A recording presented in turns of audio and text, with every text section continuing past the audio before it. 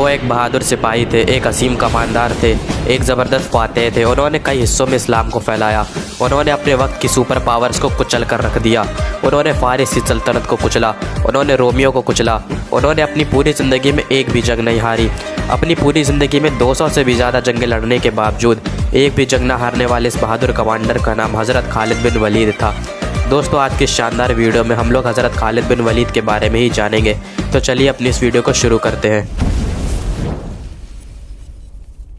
दोस्तों, खालिद बिन वलीद की पैदाइश मक्का में सन 592 ईस्वी को हुई थी। आप हमेशा से ही एक बहादुर सिपाही थे। आपने अपनी पूरी ज़िंदगी में 200 से भी ज़्यादा जंगें लड़ी, लेकिन एक भी जंग में आपको शिकस्त का सामना नहीं करना पड़ा।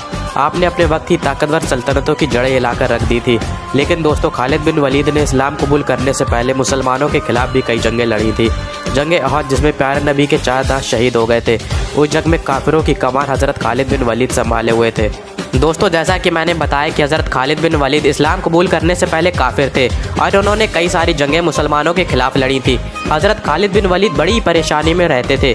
इनकी परेशानी की वजह यह थी कि मुसलमानों की बढ़ती हुई ताकत। वो सोचते थे कि जब भी काफिरों ने मुसलमानों को ललकारा है तो हर बार अपने बेहतरीन जंगी हथियारों के साथ काफिरों को मुँह की खानी पड़ी है। आप सोचते रहते थे कि आप मुसलमानों के साथ सच में कोई ताकत मौजूद है और क्या सच में मोहम्मद सल्लल्लाहु ताला अलैहि वसल्लम अल्लाह के रसूल हैं। आप इन्हीं सोच में डूबे रहते थे कि तभी आपको आपके भाई का खत मिला, जिसमें लिखा था कि ए खालिद, मोहम्मद सल्लल्लाहु ताला अलैहि वसल्लम ने मुझसे आपके बारे में पूछा है कि खालिद कहाँ है। मैं चाहता हूँ कि आप इस अंधेरी दुनिया से निकलकर इस्लाम की रोशनी में आ जाएं।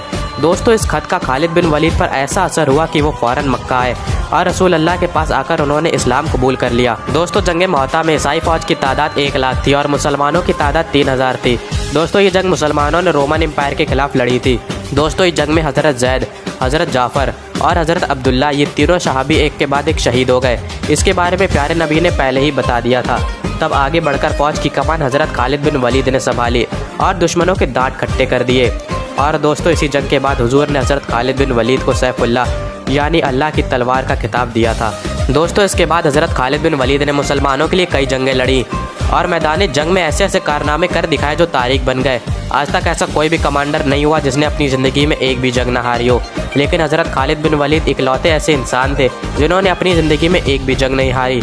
उन्होंने इराक को जीता, उन्होंने ईरान को जीता, उन्होंने सीरिया को जीता, उन्होंने आर्मेनिया को जीता, उन्होंने जॉर्डन को जीता और कई सारी जीत हासिल की। दोस्तों, छोटी सी फ़ौज होने के बाद भी हज़रत खालिद बिन वलीद ने बड़ी बड़ी फ़ौजों को शिकस्त दी। दोस्तों, जंग फ़राज, जंग मुअत्ता, जंग यरमौक, जंग बोसरा, जंग उलैश, जंग फ़हाल, जंग अकबरा, जंग याहून और कई सारी ऐसी जंगें हैं जिन्हें खालिद बिन वलीद ने अपनी बहादुरी और दानिशमंदी से फ़तह किया। दोस्तों, हज़रत उमर रज़ियल्लाहु ताला ने हज़रत खालिद बिन वलीद को आर्मी चीफ के ओहदे से हटा दिया, क्योंकि खालिद बिन वलीद मुसलमानों को हर एक जंग में फ़तह दिलाते आ रहे थे और मुसलमानों को ये लगने लगा था कि बिना खालिद बिन वलीद के वो कोई भी जंग नहीं जीत सकते हैं।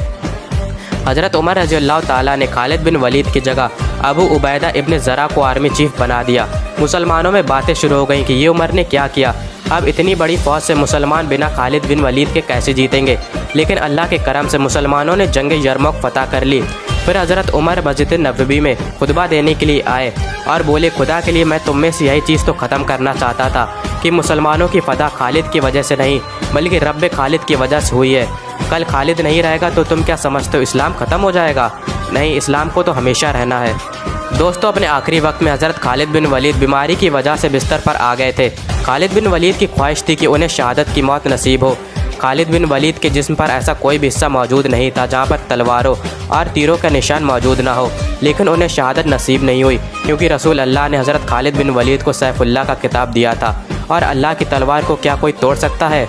नहीं। हज़रत खालिद बिन वलीद ने फरमाया, अगर मौत लिखी ना हो तो मौत खुद ज़िंदगी की हिफाजत करती है और जब मौत मुकद्दर में होती है तो ज़िंदगी खुद जाकर मौत से लिपट जाती है। दुनिया के बुज़दिलों को मेरा एक पैगाम सुना दो, अगर मौत मैदान जंग में होती तो खालिद कभी बिस्तर पर ना मरता। सुभान अल्लाह। दोस्तों, अगर ये वीडियो आपको पसंद आई हो तो इसे लाइक करें और हमारे चैनल को सब्सक्राइब करके हमारा मोटिवेशन बढ़ाएं। जल्द मुलाकात होगी एक और नई वीडियो में, तब तक के लिए अल्लाह हाफ़िज़।